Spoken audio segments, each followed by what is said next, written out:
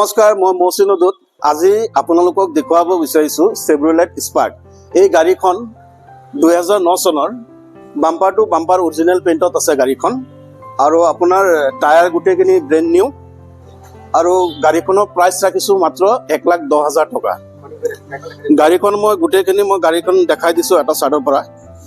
আপোনালোকে গাড়ীখন চাব পাৰে, গোটেই গাড়ী চাব পাৰে।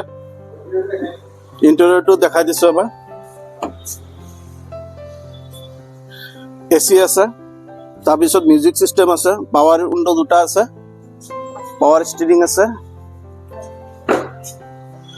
কিছুমান মানুহে কৈ থাকে, দাদা আপোনালোকৰ মুনমতত চবতকে কম দামী গাড়ী কোনখন আছে? মই তেওঁলোকক ক'ব বিচাৰোঁ চবতকে কম দামী গাড়ী এইখন, আৰু আপোনালোকে এইখন ল'ব পাৰে। এই গাড়ীখন আপোনালোকে পানীৰ দামত পাব। বাইক এখন কিনিব হ'লে, আজিকালি বাইক এখন কিনিব হ'লে 1.5 লাখ 2 লাখ টকা পৰি যায়, কিন্তু এই গাড়ীখনৰ মাত্ৰ 1,10,000 টকা। তাতো আপোনালোকে গোটেইখিনি ইনক্লুডিং পাব। ট্ৰান্সফাৰ, ইঞ্চুৰেঞ্চ, পলিউশ্যন এইটো আমাৰ ফালৰ পৰা কৰি দিয়া হ'ব। কাগজৰ বাবদ আপোনালোকে এক্সট্ৰা একো দিব নালাগে। আৰু এবাৰ মই ইঞ্জিনটো দেখাই দিছোঁ আপোনালোকক, ইঞ্জিনটো চাব পাৰে।